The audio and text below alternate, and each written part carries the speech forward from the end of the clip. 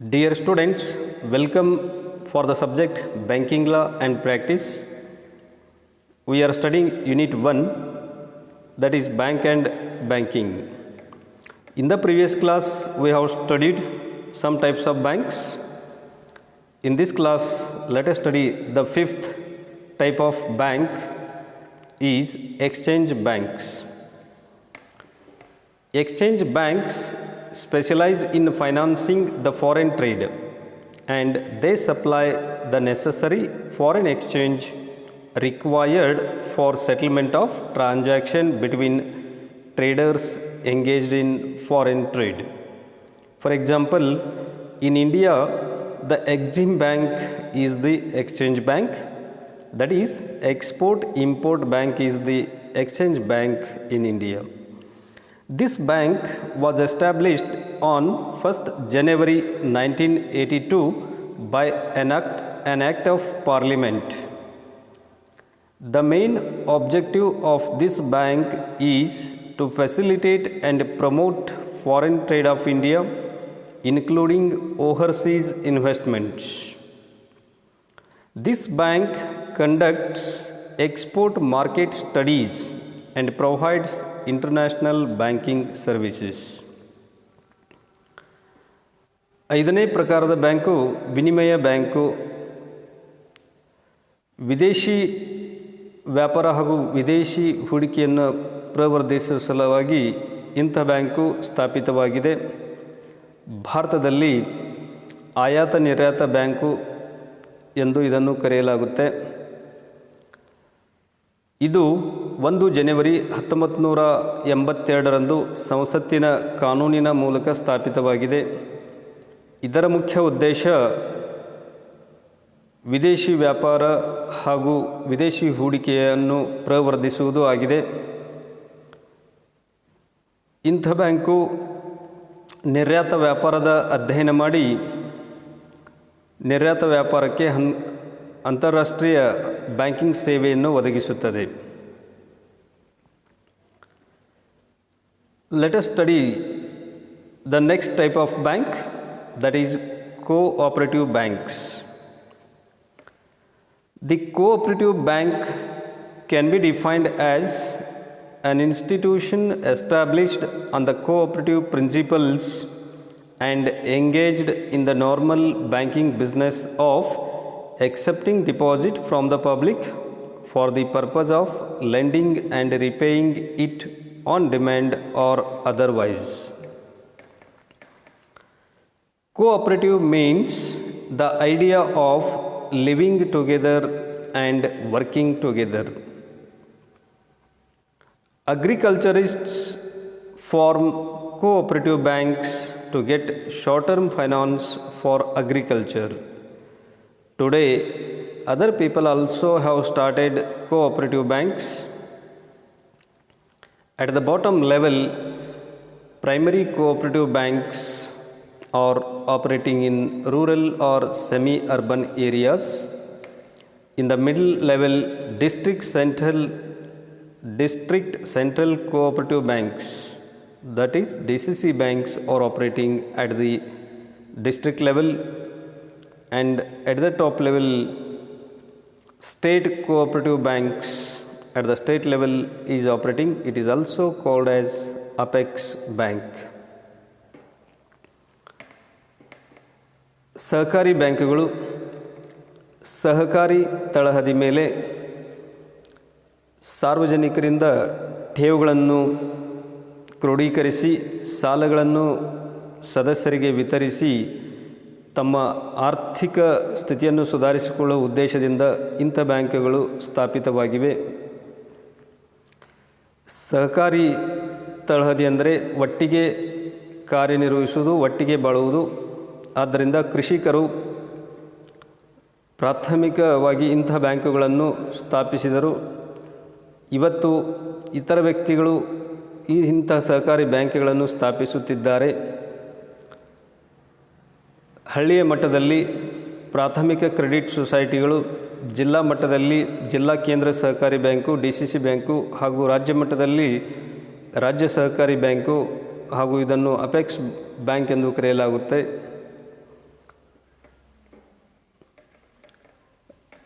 Next type of bank is regional rural banks. These banks have been established by the Government of India in 1976. These banks are state sponsored, regionally based and rural oriented commercial banking institutions. For example, Malaprabha Grameen Bank, Tungabhadra, Varada, Krishna, Netravati, etc. are the examples of regional rural banks. Now, after merger, it is called Gramina Vikasa Bank. These banks are very closely linked with sponsored commercial banks. The main objectives of these banks are to develop the rural economy, to provide loan for the development of agriculture, trade, commerce, industry and other productive activities in rural areas. ಪ್ರಾದೇಶಿಕ ಗ್ರಾಮೀಣ ಬ್ಯಾಂಕ್ಗಳು ಇದು 7ನೇ ಪ್ರಕಾರವಾಗಿ ನಾವು ಅಧ್ಯಯನ ಮಾಡುತ್ತಿದ್ದೇವೆ. ಇಂಥ ಬ್ಯಾಂಕುಗಳನ್ನು ಭಾರತ ಸರ್ಕಾರ 1976ರಲ್ಲಿ ಸ್ಥಾಪಿಸಿದೆ. ಉದಾಹರಣೆಗಾಗಿ ಮಲಪ್ರಭಾ ಗ್ರಾಮೀಣ ಬ್ಯಾಂಕು, ತುಂಗಭದ್ರಾ, ವರದಾ, ಕೃಷ್ಣಾ, ನೇತ್ರಾವತಿ ಗ್ರಾಮೀಣ ಬ್ಯಾಂಕುಗಳು ವಿಲೀನ ಪ್ರಕ್ರಿಯೆಯಿಂದ ಇವತ್ತು ಇಂಥ ಬ್ಯಾಂಕುಗಳಿಗೆ ಗ್ರಾಮೀಣ ವಿಕಾಸ್ ಬ್ಯಾಂಕ್ ಎಂದು ಕರೆಯಲಾಗುತ್ತದೆ. ಈ ಬ್ಯಾಂಕುಗಳು ತಮ್ಮ ಹೊಣೆಗಾರಿಕೆಯ ಧುರೀಣತ್ವ ವಹಿಸಿಕೊಂಡ ವಾಣಿಜ್ಯ ಬ್ಯಾಂಕುಗಳೊಂದಿಗೆ ನಿಕಟ ಸಂಬಂಧವನ್ನು ಹೊಂದಿರುತ್ತವೆ. ಇವುಗಳ ಮುಖ್ಯ ಉದ್ದೇಶ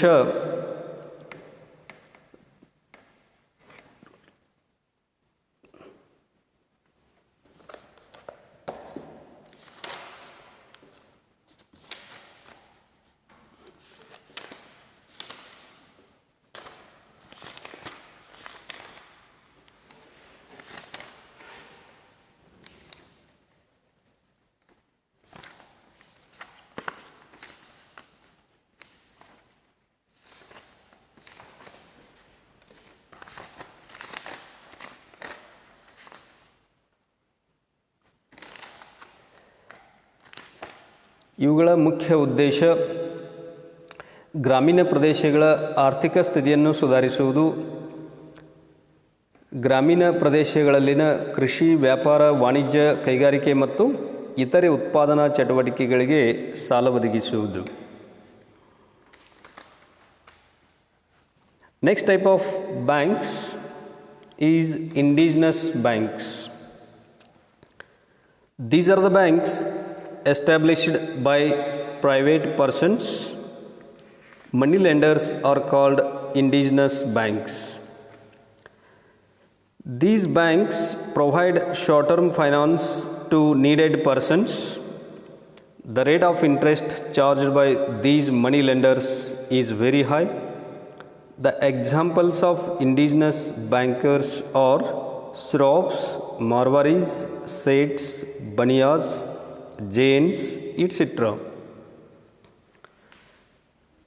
8ನೇ ಪ್ರಕಾರದ ಬ್ಯಾಂಕು ಸ್ಥಳೀಯ ಬ್ಯಾಂಕುಗಳು ಆಗಿವೆ. ಇವು ಖಾಸಗಿ ಜನರಿಂದ, ಅನೇಕ ಬಾರಿ ಸ್ಥಳೀಯರಿಂದ ಸ್ಥಾಪಿತವಾದ ಬ್ಯಾಂಕುಗಳು. ಲೇವಾದೇವಿ ಮಾಡುವ ವ್ಯಕ್ತಿಯೂ ಸಹ ಒಂದು ರೀತಿಯಲ್ಲಿ ಸ್ಥಳೀಯ ಬ್ಯಾಂಕು ಇದ್ದಂತೆಯೇ ಇವು ಅಲ್ಪಾವಧಿಗೆ ಸಾಲ ಕೊಡುತ್ತವೆ.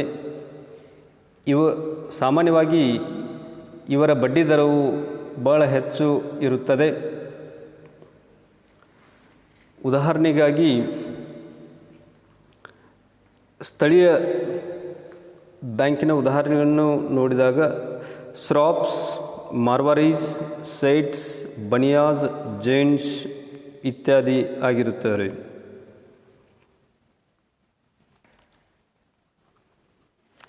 Next, we have to discuss functions of commercial banks. The functions of commercial banks are divided into two classes, namely traditional functions and modern functions. Functions are also called as services of commercial banks. Let us study the first function, that is traditional functions. Again, there are two types of traditional functions: main or primary or principal functions and subsidiary or secondary functions.